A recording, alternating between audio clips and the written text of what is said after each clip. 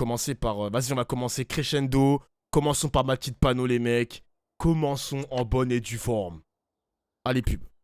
Il est 8h32 sur BFM TV et RMC. Mon invité est la présidente du groupe LFI à l'Assemblée nationale. Bonjour Mathilde Panot. Bonjour Mathilde Panot. Merci d'être dans ce studio ce matin. Vous revenez de Lille où s'est tenue une conférence sur le thème de la Palestine. Conférence annulée qui s'est finalement tenue. On y reviendra. Mais d'abord, je voulais vous entendre sur ces explosions en Iran, à Ispahan, attribuées à Israël par des médias américains. Pas de dégâts majeurs, affirment les Iraniens. Les informations sont évidemment à prendre avec prudence. Mais d'ores et déjà, l'Australie exhorte ses ressortissants à quitter Israël. Les États-Unis, de leur côté, restreignent les déplacements du personnel diplomatique. Est-ce qu'il est encore possible d'éviter l'escalade militaire, Mathilde Panot? Il le faut à tout prix pour que tout le monde comprenne ce qui se passe, si c'est effectivement avéré. Donc vous avez eu d'abord un bombardement sur le consulat iranien en Syrie de la part de l'État d'Israël et du gouvernement d'extrême droite de Netanyahou, qui a causé 16 morts. Puis ensuite, une réplique de l'Iran. S'il y a une réplique israélienne, où est-ce que ça s'arrête? Et c'est la grande peur que nous avons, c'est que l'escalade mène à la guerre régionale, même si les acteurs ne le veulent pas. Vous craignez de nouvelles représailles iraniennes? Écoutez, quand vous avez des répliques des deux côtés, où est-ce que ça s'arrête? C'est ça la question qui est posée. Et je regrette d'autant plus le vote des États-Unis hier au Conseil de sécurité de l'ONU, qui a voté contre l'adhésion de l'État de Palestine à l'ONU, et donc une reconnaissance qui aurait aidé justement à agir pour la paix. Heureusement, et je le salue, la France a voté pour, mais la France... C'est vrai que hier, c'était... c'est ce que je vous avais dit, les mecs. Je vous avais dit qu'il y avait une assemblée pour savoir si la Palestine allait rejoindre l'ONU. Les États-Unis, ils ont voté contre. C'est le seul, je crois que c'est le seul pays qui a voté contre. Il me semble que la Grande-Bretagne s'est abstenue. Je crois que la Suisse s'est abstenue. Bref, c'était encore une fois l'hypocrisie des Américains, quoi. Je comprends pas pourquoi les Américains ils refusent de reconnaître l'État de Palestine. Et en plus de ça, que la Palestine rejoigne l'ONU. La France a voté pour et félicitations à la France. Félicitations à la France, évidemment. Et Emmanuel Macron pourrait reconnaître unilatéralement l'État de Palestine. Mais Mathilde Panot, vraisemblablement, on s'éloigne en tout cas du cessez-le-feu immédiat que vous réclamiez. Écoutez, pour obtenir le cessez-le-feu, il faut maintenir la pression internationale sur Benyamin Netanyahou. La France a une responsabilité. La France pourrait reconnaître immédiatement l'État de Palestine. La France pourrait interdire la vente d'armes à l'État d'Israël. Y compris dans ce contexte de représailles mutuelles. Évidemment, c'est justement dans ces moments-là qu'il faut avoir le courage de la paix. Le courage de la paix, c'est justement de dire, à un moment, il faut arrêter le génocide qui est en cours à Gaza. Et justement, ce qu'essaye de faire Benyamin Netanyahou, c'est aussi de détourner peut-être de ce qui se passe à Gaza et en Palestine. Donc il faut augmenter la pression internationale parce que c'est le seul moyen de faire céder Benyamin Netanyahou sur ce qu'il est en train de faire, qui peut faire... Est-ce que tu peux préciser que c'est une demande de l'Algérie à l'ONU? D'accord, et ensuite... Pourquoi les Algériens voulaient toujours avoir le buzz? Moi, je comprends pas ce principe de vouloir toujours le buzz. D'accord, c'est une demande de l'Algérie, merci de le préciser. Et ensuite? Merci. C'est une dinguerie, c'est un palmarès de fou de déposer un recours, une demande au sein de l'ONU. C'est une réalité. Dinguerie, wesh. Calmez-vous, les DZ. Vous voulez avoir les caméras? Vous voulez les caméras, les DZ? Je peux allumer CNews si vous voulez, hein. Je peux mettre la télécommande sur CNews. Je peux changer de chaîne si vous le souhaitez, hein. Si vous voulez avoir absolument les caméras. Ne vous inquiétez pas, vous serez servis, hein. Faire basculer toute la région. Attention. De la France insoumise annulée à Lille, puisque vous évoquez la Palestine, c'était l'objet même de ces conférences. Alors la première devait avoir lieu dans une université, c'est la présidence de l'université qui a pris la décision d'annuler par crainte de débordement. La seconde devait avoir lieu dans un lieu privé, et cette fois c'est le préfet, c'est-à-dire l'État, qui a décrété l'annulation avec plusieurs arguments, le risque de trouble à l'ordre public. D'ailleurs, petit update par rapport à ça, les mecs, Rima Hassan a été arrêté par la police, pour la police judiciaire, pour apologie de terrorisme. Donc, je sais pas qu'est-ce qui se passe, c'est quoi la suite des choses, mais elle a été arrêtée par la police ce matin, si je dis pas de bêtises. C'est n'importe quoi. Ils ont interdit 2 meetings de la France Insoumise, ils ont arrêté Rima Hassan pour apologie du terrorisme. Vraiment, les mecs, c'est n'importe quoi. On est dans quel pays, gros? Mais encore une fois, les gens vont se réjouir de « ouais, on bâillonne la France Insoumise ». Ouais, tant mieux si on peut les faire taire, etc., etc. Mais c'est les premiers à dire « Ah, j'ai peur qu'on soit dans le numérique, j'ai peur qu'on soit censuré, j'ai peur qu'on puisse plus insulter le Covid, ni le vaccin, ni je sais pas quoi, ni Macron, nanani, nanana. » Mais c'est les premiers à se réjouir du bâillonnement de la France Insoumise. C'est trop une dinguerie. Elle a pas été arrêtée, elle a été convoquée. D'accord. Bon, bah, convoquée, arrêtée, bon, c'est pas la même chose, effectivement. Mais ça reste, il y a eu un communiqué de la part de Rima Hassan qui est quand même accusé d'apologie du terrorisme. Donc, voilà. Ça, c'est ce qu'il faut retenir. Ils trouvent des mensonges de partout d'Ofla, ils n'ont jamais fait d'appel au terrorisme. Bon, après, on va démêler le vrai du faux, mais ça m'étonnerait quand même que Rima Hassan soit voilà, complice du terrorisme. Par contre, les gars, je sais pas si vous connaissez Camille, donc qui fait partie de Média TV. Il avait fait un tweet assez border sur Israël. Il avait dit que la France était une région d'Israël, une colonie israélienne. Moi, je l'ai dit, lui, il a eu une grosse sur Twitter. Donc là, évidemment, il a dû présenter ses excuses, etc., etc. Moi, je l'ai dit qu'à travers Twitch, j'ai juste dit sur Twitch que la France est une région d'Israël. Je ne vais pas le tweeter, hein. Parce que la LICRA a déposé un recours judiciaire sur les tweets de Camille. Camille a tweeté cette dinguerie, la LICRA a récupéré le tweet pour l'envoyer à la justice. Faut que je fasse attention les mecs, hein. Peut-être que je vais avoir des problèmes judiciaires. Hein. Je vais commencer à doser les mecs, hein. J'ai commencé à doser. Aïe aïe aïe, j'ai peur. On va bien clip. Mais pourquoi vous voulez mon downfall les mecs? On veut la même chose, on veut la paix en Palestine. Vous souhaitez mon downfall, vous voulez clipper mes moments où j'ai dit que la France est une région d'Israël. Vous êtes pas cool les mecs. Vous êtes pas cool les mecs. Force de l'ordre déjà mobilisée par le plan Vigipirate Urgence Attentat et le match qui devait se tenir au stade Pierre-Mauroy. Jean-Luc Mélenchon a parlé d'abus de pouvoir, de république bananière. Est-ce que la France, pour vous, est une république bananière, Mathilde Panot? Écoutez, je crois que nous avons un grave problème démocratique qui a été à de nombreuses reprises condamné par des instances internationales. Rendez-vous compte qu'hier, en une journée, pour la deuxième fois, la conférence de Rima Hassan et de Jean-Luc Mélenchon a été annulée. Rima Hassan, qui est candidate aux européennes sur la liste de Manon Aubry. Ensuite, vous avez... si vous savez pas ce que c'est qu'une république bananière, les mecs, république bananière, c'est une sorte de pays peu développé. Genre la France... d'année en année, les gens ils vont commencer à dire que la France est devenue un pays du tiers-monde, je sais pas quoi. Une république bananière, en quelque sorte, c'est ça, quoi. C'est une république peu développée, voilà. Un syndicaliste qui est le secrétaire départemental CGT du Nord, qui a été condamné à 1 an de prison avec sursis. Pourquoi banane? Parce que ça fait référence aux pays de l'Amérique du Sud qui vendent, qui ont une économie qui se base sur la vente de bananes. Genre, vous savez que la banane, c'est l'un des fruits les plus vendus, les plus mangés au monde. Et économiquement, la banane, c'est une dinguerie. Hein. En termes de flous, en termes d'argent que ça rapporte à l'État, c'est une dinguerie. Et du coup, c'est ça l'expression de république bananière. Ça fait référence un peu au communisme de Cuba à l'époque, l'Amérique latine, l'Amérique du Sud et tout. Voilà. C'est plus là la corruption de Flan. République bananière. Bah, moi, de la définition que j'ai juste ça comme définition, quoi. Une république qui est peu développée, quoi, c'est tout. Une république bananière, c'est un pays colonial... Attends. Une république bananière, c'est un pays colonialiste qui compte effectivement sur l'exploitation des colonisés. Ah, d'accord, ok. Ok. Ça rapporte un petit peu ce que j'ai dit aussi. Ok. Mais c'est assez péjoratif comme expression, ouais. Pour un tract en soutien à la Palestine. Puis, vous avez l'interdiction de la manifestation qui doit avoir lieu dimanche, un référé en cours, une manifestation contre le racisme et l'islamophobie. Je le dis sur la conférence, dans quelle démocratie, en pleine campagne électorale, des oppositions ne peuvent pas exercer leur liberté de réunion et d'expression? Bien sûr. Dans quelle démocratie ça existe? Dans quelle démocratie? Oui, mais sauf que je pourrais vous dire que finalement la conférence a eu lieu, mais que dans une république bananière, en l'espèce, elle aurait été annulée et elle n'aurait pas eu lieu. Oui, eh bien, si elle a eu lieu, c'est parce que nous avons tenu bon et je suis fière qu'il n'ait pas réussi à faire taire les voix de la paix. Et j'alerte solennellement à votre micro. Ceux qui se taisent, ceux qui ont des silences complices, peut-être par petits calculs politiciens ou je ne sais quelle raison...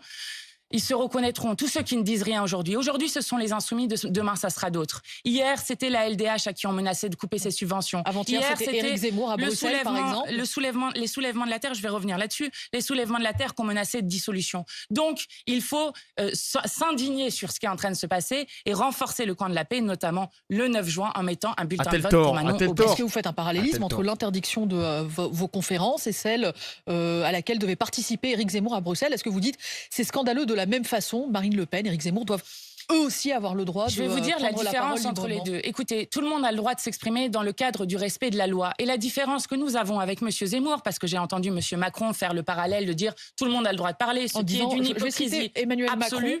Macron, je suis pour ma part toujours favorable à ce que les gens puissent s'exprimer librement, quand bien même je combats leurs idées. C'est une hypocrisie absolue puisque les préfets n'agissent pas sans aucune autorité. Mais je reviens à M. C'est-à-dire, vous Zemmour. dites qu'il était au courant c'est et vrai, il a ça. validé l'annulation de votre conférence à Lille, pour que je comprenne bien. Écoutez, les préfets dépendent d'une autorité, vous êtes d'accord? Donc les préfets ne prennent pas des décisions comme ça. Mais tout ne remonte pas à l'Élysée. Oui, Si, enfin, Mathilde écoutez, ça remonte au moins au ministère de l'Intérieur, donc vous avez Non, un mais pouvoir Mathilde Panot, politique c'est qui est une question responsable. sérieuse. Vous soupçonnez par exemple le ministère de l'Intérieur et Emmanuel Macron d'avoir avalisé ou tout le moins d'avoir laissé faire et de s'indigner Mais ensuite. écoutez, on en a parlé dans tout le pays. Évidemment que ça remonte à l'Élysée, évidemment que ça remonte au ministère de l'Intérieur, et donc que nous avons une atteinte à la démocratie qui est extrêmement grave.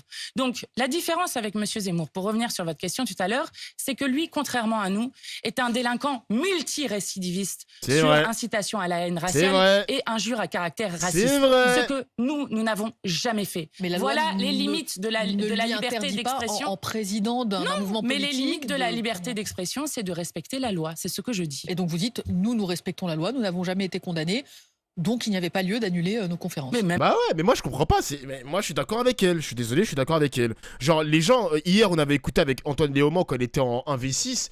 Bah les gens ils commençaient à comparer Mélenchon avec Éric Zemmour sur la conférence, les conférences annulées, etc. Mais moi je suis d'accord avec ces deux personnes. Vous mettez Mélenchon et Zemmour dans le même panier. On a un qui a été condamné pour rébellion, donc Mélenchon, et un autre qui a été condamné pour incitation à la haine. Donc lui, il a dépassé le cadre de la liberté d'expression. C'est pas la même chose. Donc les gens qui disent, ouais, est-ce que vous condamnez le fait que Zemmour a été cancel de sa conférence, etc. Ben non, moi je condamne pas, c'est bien fait pour lui. C'est bien fait pour lui. Il a dépassé le cadre de la liberté d'expression. Qu'on le baïonne. Qu'on le baïonne.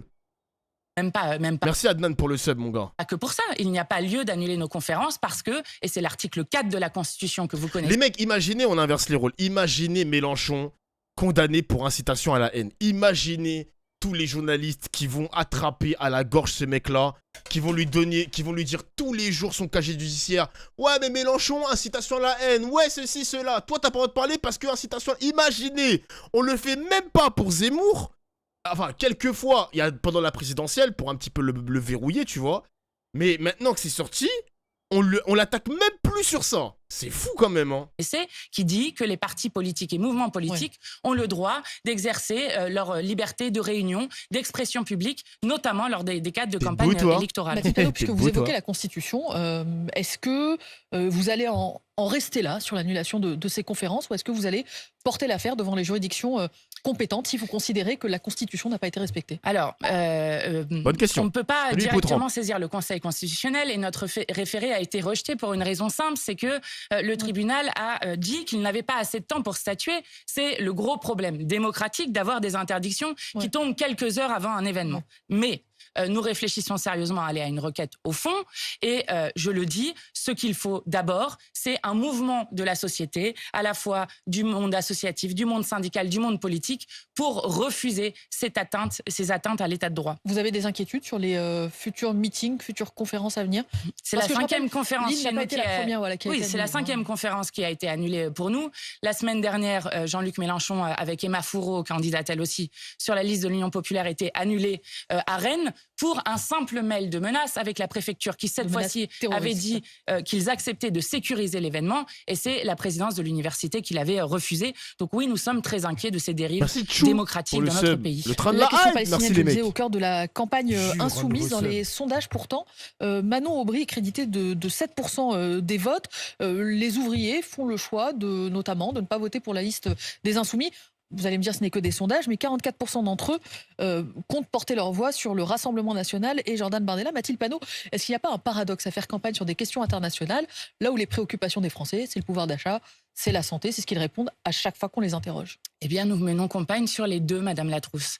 Et je dois le dire, c'est notre honneur de ne pas juste dire qu'il y a un génocide en cours à Gaza et ensuite de fermer les yeux, de rien dire, de rien faire. Nous continuerons mais ça ne parce marche pas pour l'instant. C'est l'honneur de notre humanité. En vrai, faut faire attention à ça, les mecs. Là, je suis un petit peu d'accord avec la journaliste. Faut pas trop que la LFI stade pas trop, reste trop focus sur la situation en Palestine, quitte à un petit peu oublier les Français. Parce que Rima Hassan, elle est verrouillée que sur les sujets internationaux, genre la situation en Palestine. Mélenchon, c'est un petit peu la même chose. Les autres, pareil. Et du coup, on oublie un petit peu l'essentiel, même si c'est important de parler de la situation à Gaza, mais on oublie l'essentiel, nous Français. Donc c'est comme ça qu'on voit un petit peu que LFI sont crédités à 7% parce que les gens ils voient Bardella parler que de la France, les autres groupes politiques parler que de la France, comme par exemple Madame Haïe, elle avait fait comment ça s'appelle, elle avait fait une interview avec Macron à côté d'elle et il parlait que de la France. Donc faut faire un petit peu attention les mecs, faut pas trop rester sur la Palestine, même si c'est important de le dire. C'est des calculs politiques les mecs, hein. C'est des calculs politiques. Non d'Ofla. Pourquoi non d'Ofla? Il y a non d'Ofla et pas de... Non d'Ofla et ensuite? Si les meetings sont annulés, comment écouter les idées de la LFI pour la France? Ah, ça c'est une bonne question. Ça c'est une bonne question, pardi. C'est vrai qu'en ce moment, les meetings sont annulés, donc c'est un problème. C'est un problème. C'est vrai. Salut Kinto95. Jure, on a un nouveau. On a Antonax aussi, nouveau.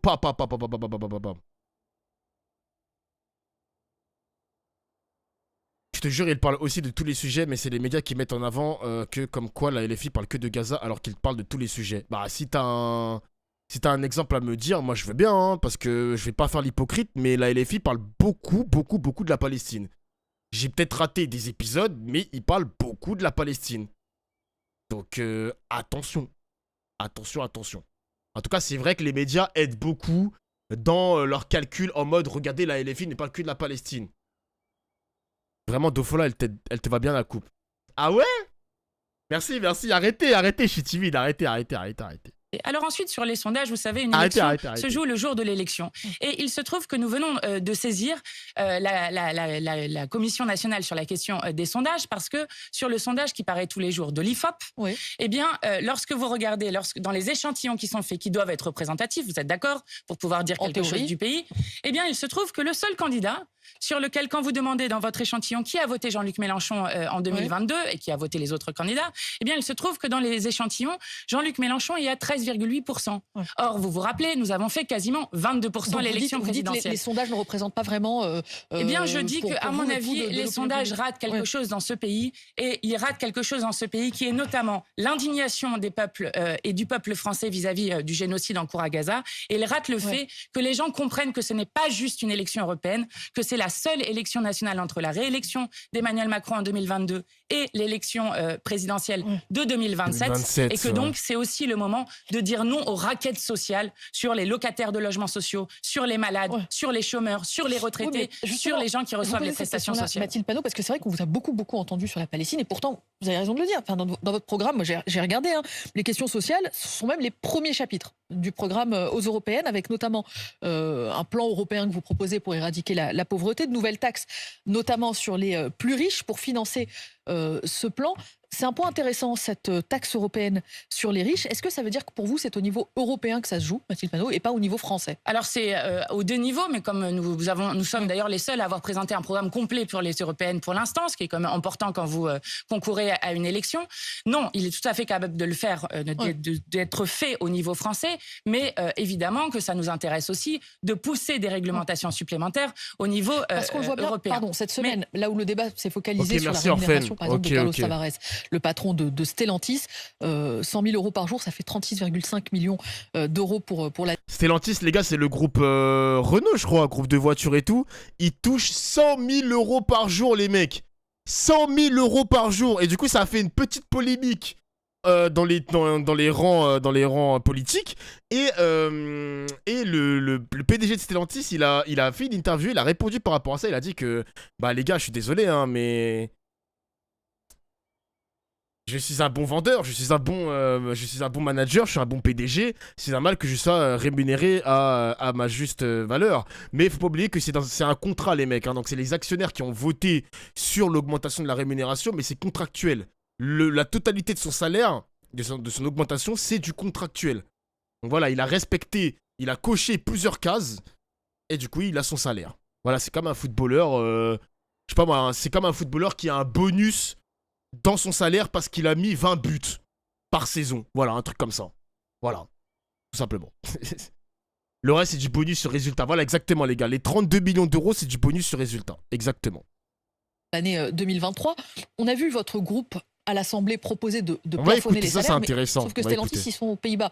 Donc c'est pour ça que je vous pose la question, est-ce que vous proposez au national des réglementations, des lois qui en réalité dépendent de l'échelon européen? Alors non, parce qu'il y a des possibilités, par exemple, alors ils sont aux Pays-Bas, mais pour tout ce qui est en France, vous pouvez dire que l'écart de 1 à 20 doit se faire. Donc on peut faire des choses au niveau français et on doit pousser des choses au niveau européen. Mais il est d'ores et déjà possible de le faire. Et je tiens à dire que par exemple, c'est le Rassemblement national et la Macronie qui ont voté ensemble contre l'augmentation des salaires, contre l'indexation des salaires sur l'inflation et qui refusent, par exemple, cet encadrement des salaires, donc avec un salaire maximum de 1 à 20, d'écart de 1 à 20, ce qui est déjà, pour moi, très généreux, et qui refusent même d'interdire les licenciements, même lorsqu'une entreprise et une multinationale fait des bénéfices. Et je voudrais vous parler de Sanofi, qui est un fleuron, vous savez, de l'industrie pharmaceutique. Qu'est-ce qui se passe chez Sanofi, Mathilde les champions des licenciements. À Sanofi, il se trouve qu'il y a déjà 10 000 chercheurs, 10 000 postes qui ont été supprimés depuis 2008. Ils veulent je décris supprimer. Pour ceux qui nous entendent sur RMC, vous venez de brandir un tract Sanofi. C'est monsieur Oudéa qui est des licenciements, président du conseil d'administration. Je suis en train de lire avec la CGT Sanofi en logo. Alors donc 10 000 postes. Monsieur Oudéa, ça a un rapport avec Oudéa Castéra, les mecs, ou rien à voir? Elle a dit, monsieur Oudéa, je suis pas fou là. Supprimé depuis 2008, il y a des centres de recherche qui ont été fermés. Et là, Sanofi vient d'annoncer qu'ils allaient abandonner la recherche sur l'oncologie, c'est-à-dire le traitement des cancers, dans un moment où nous en avons impérativement besoin. Je crois que les gens meurent toujours de cancer. C'est son mari, vraiment. Et que donc, plus de 300 postes vont être supprimés, notamment à Vitry-sur-Seine, mais aussi à Montpellier et à Gentilly. C'est une honte, d'abord pour la souveraineté, souveraineté de la France. En termes de santé, mais c'est aussi une honte parce que nous donnons de l'argent public et que nous continuons avec des gens qui ont donné 4 milliards d'euros aux actionnaires et qui continuent à licencier. Et bien ça, par exemple, ce sont des règles qu'on pourrait se doter et dire on interdit les licenciements dans ce cas-là. Mathilde Panot, j'aimerais vous entendre sur les mots du patron de Michelin. Le SMIC n'est pas un salaire décent. Dit le patron de l'entreprise, ça a dû vous faire drôle d'entendre un patron parler comme vous? Eh bien oui, d'ailleurs je salue le fait qu'il explique justement qu'on ne peut pas vivre dignement du SMIC, ce que nous cessons mais ça montre que tous les patrons ne sont pas voyous aussi. Ah mais bien sûr, mais nous n'avons jamais dit ça, nous demandons des règles, nous demandons que ça ne dépende pas justement du bon vouloir d'un patron. Je salue le fait que le patron de Michelin le fasse, qu'il montre que c'est possible d'augmenter, de multiplier par 1,5 voire par 3 le SMIC pour pouvoir vivre dignement.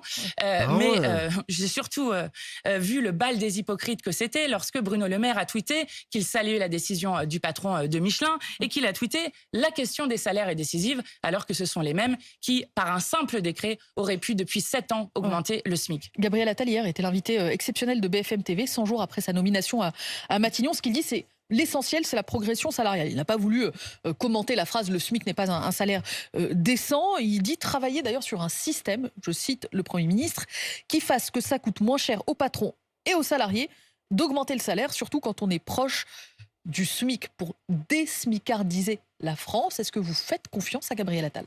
Absolument pas. Regardez le chaos dans lequel ils nous ont mis depuis 7 ans. Nous sommes la 7e puissance économique au monde et pourtant nous avons un élève sur 5 qui sont... T'as vu le TikTok de Gabriel Attal d'Ofola? Alors non seulement je t'ai pas vu le TikTok, mais what the fuck l'orthographe. TikTok. Wow, bruh. Wesh, comment il a écrit TikTok, frère? Ah ouais, quand même, bro. En situation de pauvreté. Pourtant, nous avons une explosion, mais ça, ce n'est pas une explosion d'enfants qui sont à la rue. Oui, mais c'est une explosion de la pauvreté généralisée. Vous avez un Français sur 3 qui déclare qu'il ne mange pas à sa faim.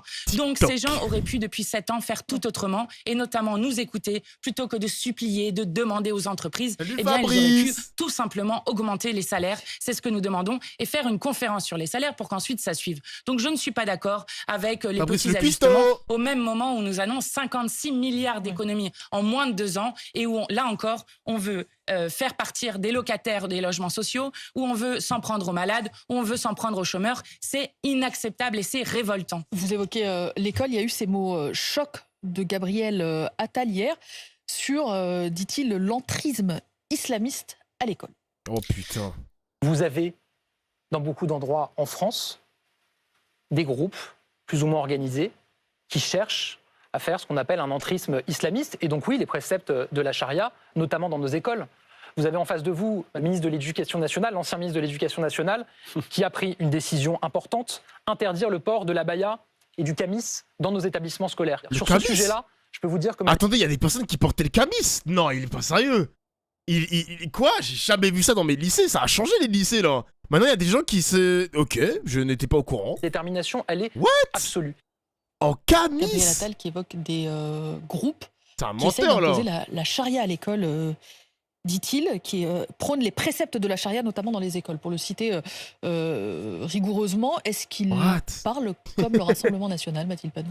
En tout cas, il promeut les mêmes solutions politiques que le Rassemblement national, que ce soit l'uniforme à l'école, que ce soit l'école du tri social avec le choc des savoirs où on va trier les enfants dès 11 ans, que ce soit le système de toute sanction où à la fin, vous vous retrouvez dans un pays où le pouvoir a décidé de se protéger des enfants plutôt que de protéger les enfants. Mais est-ce qu'il a tort sur le fond d'une espèce d'emprise islamiste qui conduit à ce qu'une petite fille, Samara, 14 ans, soit agressée, sa mère évoquant le harcèlement dont elle était victime de la part d'adolescentes? Faut qu'elle réponde bien, Mathilde Panot là, hein, parce que là, la journaliste, je sens qu'elle va installer un piège autour de son cou.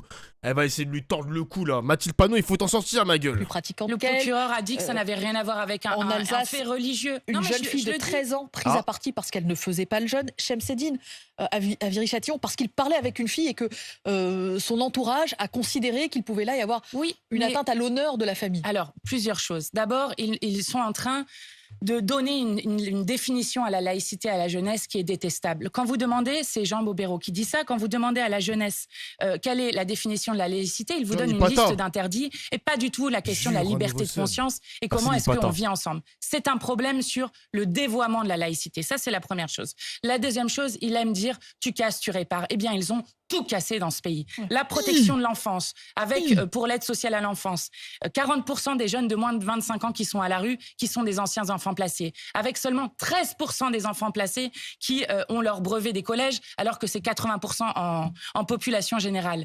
Avec plus de la moitié des mineurs, des jeunes femmes mineures qui se prostituent, qui sont à l'aide sociale à l'enfance. J'étais dans la Vienne il y a quelques jours où des éducateurs spécialisés, vous savez, étaient en train de manifester parce qu'on va leur supprimer 5 postes. Mais vous ne me 5 répondez postes, pas c'est sur 400 jeunes. Si, je vais vous ne reprenez répondre. pas le terme entrisme islamiste.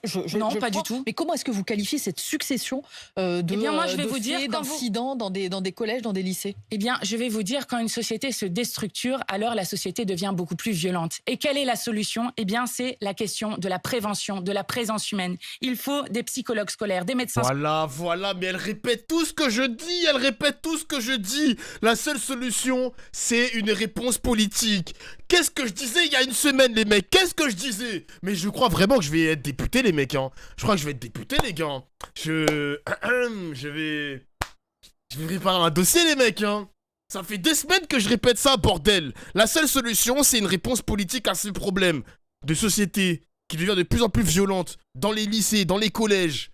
Bordel! Scolaires, des infirmières scolaires. C'est ça qui éviterait, par exemple, il faut des AED alors qu'ils ont supprimé encore 1000 postes. Mais arrêtez, ce n'est pas le problème principal de l'école. Non, mais c'est un problème. Est-ce que vous dites... Waouh, le pavé! Oh là là!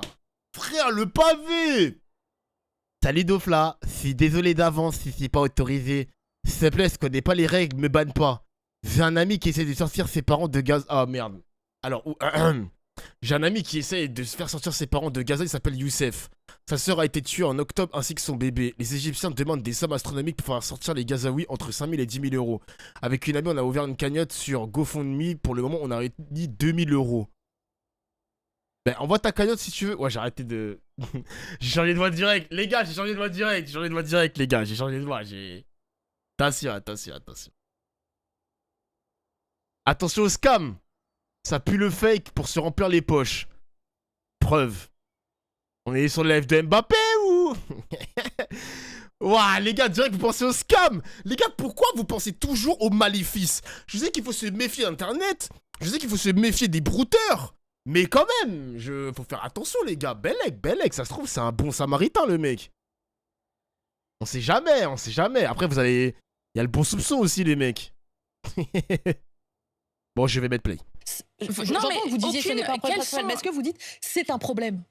Mais écoutez, si ça arrive, c'est un problème. Mais dans ce que vous m'avez cité, notamment Samara, sur lequel l'extrême droite s'est jetée, et je veux lui apporter tout mon soutien aujourd'hui, eh bien, ça n'a rien à voir, ça a été dit par le procureur, ce n'est pas la France Insoumise qui le dit, ça n'a rien à voir avec des choses religieuses. Ce qu'est en train de faire Attal est révoltant. Il essaye de soumettre la jeunesse en recyclant les pires idées de l'extrême droite. Eh bien, je vais vous dire, ils doivent commencer par eux-mêmes, parce que le premier parent irresponsable, c'est l'État. Je vais vous parler de la protection enfance. Dans la Vienne, dans un seul département, c'est 400 jeunes et leurs familles qui ne pourront plus être accompagnés parce qu'il n'y a plus d'éducateurs de rue. Il n'y a plus aucune présence humaine nulle part. Donc on déstructure tout. C'est à ça qu'il faut s'attaquer. Et notamment en remettant des moyens. L'éducation nationale est à l'os. Mathilde Panot, est-ce que ce sont des choses que vous irez dire à Gabriel Attal, puisqu'il vient d'ouvrir une concertation pour 8 semaines sur la question de la violence, l'hyperviolence des mineurs? Est-ce que vous avez participé à sa concertation? Je n'ai aucune idée comment est-ce qu'il va faire cette concertation, mais je vais vous dire quelque chose qui me semble important, Madame Latrousse. Il se trouve qu'il y a une représentation nationale qui existe, avec un Parlement sur lequel nous pouvons voter, parlementer, discuter sur les orientations politiques du gouvernement. Et c'est d'ailleurs le rôle des parlementaires, y compris de contrôler l'action du gouvernement. Donc maintenant, ça suffit de faire des grands débats par là, de faire des grands débats par-ci. Nous savons ce qu'il faut faire. Vous avez vu le nombre d'agressions qu'il y a parce que des gens ont des troubles psychologiques. Vous avez vu ce qui se passe sur la souffrance. Donc vous n'êtes pas sûr d'aller à la concertation, mentale. De ce que je comprends, voir si c'est un non. Je lui demande de venir à l'Assemblée nationale. Ce n'est quand même pas extraordinaire dans une démocratie de venir à l'Assemblée nationale et de demander un vote des parlementaires. Voilà. Waouh, l'URL du mec. Et moi, je n'ose même pas cliquer là-dessus. Désolé, mon frère. Hein. Désolé. Ne cliquez pas, les mecs. Désolé, je suis désolé, mais... Les gars, partagez pas des cagnottes, partagez pas des trucs bizarres, les gars. C'est pas... Excusez-moi, les gars, hein, la gueule du lien. Non, arrêtez, les gars, s'il vous plaît, arrêtez. Très suspect. Moi, j'ai bien envie de te croire, mais ne profitez pas pour partager plein de cagnottes. Lui, il lui manque un bras, on a besoin d'une opération. On a besoin de rapatrier tel ou tel camp. Les gars, désolé, hein, je suis pas à l'aise avec ce genre de choses. Hein, je suis pas à l'aise. Hein. Vraiment, force à toi, mais... Là, je pense que t'es pas au bon endroit sur ce stream. Excusez-moi, hein, je suis désolé, mais... Faut que j'arrête ça maintenant avant qu'il y ait des personnes qui profitent de ce genre de choses. Ce que je lui demande. Et je lui demande d'arrêter. Aucun pédagogue n'est d'accord avec le fait qu'on prône la soumission absolue à toute autorité ou sinon la punition. Ça ne marche pas comme ça. Il y a une question, c'est pas ça le projet de l'éducation nationale et c'est ce que je dénonce dans les annonces extrêmement violentes qui ont été faites par Gabriel Attal. Et vous avez été entendu, Mathilde Panot, plus de moyens pour l'école, plus de moyens pour accompagner les familles. Et pour la protection de l'enfance. Merci d'être venu à ce micro ce matin, Mathilde Panot. Je rappelle que vous êtes présidente du groupe La France Insoumise à l'Assemblée nationale. Bientôt 8h53 sur RMC et BFM TV. Bonne journée à vous, bonne journée à tous.